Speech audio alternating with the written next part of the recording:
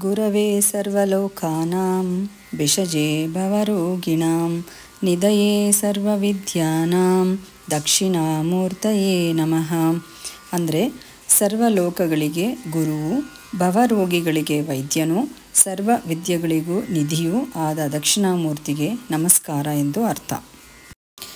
ಈಶ್ವರೋ ಗುರುರಾತ್ಮೇತಿ ಮೂರ್ತಿಭೇದ ವಿಭಾಗಿನೇ ವ್ಯೋಮವದ್ವ್ಯಾಪ್ತದೇಹಾಯ ದಕ್ಷಿಣಾಮೂರ್ತಯೇ ನಮಃ.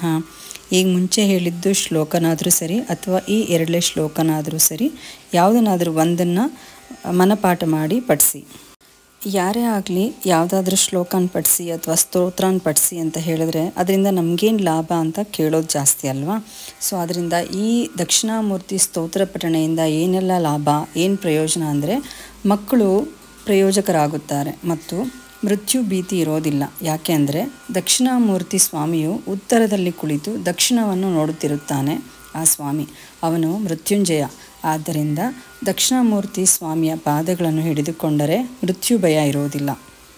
ಮತ್ತು ಸಮಸ್ತ ಐಶ್ವರ್ಯ, ವಿದ್ಯಾ ಸಂಪತ್ತು, ಮೋಕ್ಷದವರೆಗೂ ದಕ್ಷಿಣಾಮೂರ್ತಿಯು ಕೊಡದೇ ಇರುವಂಥದ್ದು ಈ ಲೋಕದಲ್ಲಿ ಯಾವುದೂ ಇಲ್ಲವೇ ಇಲ್ಲ. ನಾನು ಗುರುಗಳಿಂದ ಕೇಳಿದ್ದನ್ನು ನಿಮ್ಮ ಜೊತೆ ಶೇರ್ ಮಾಡ್ಕೊಂಡಿದ್ದೀನಿ. ನಿಮಗಿಷ್ಟ ಆದರೆ ನೀವು ನಿಮ್ಮವರಲ್ಲಿ, ನಿಮ್ಮ ಬಾಂಧವರಲ್ಲಿ ಶೇರ್ ಮಾಡಿ. ಇಷ್ಟ ಆದರೆ ಲೈಕ್ ಮಾಡಿ, ಶೇರ್ ಮಾಡಿ, ಕಾಮೆಂಟ್ಸಲ್ಲಿ ಕಾಮೆಂಟ್ಸ್ ಹಾಕಿ. Thank you. ಶ್ರೀಕೃಷ್ಣ ಅರ್ಪಣಮಸ್ತು.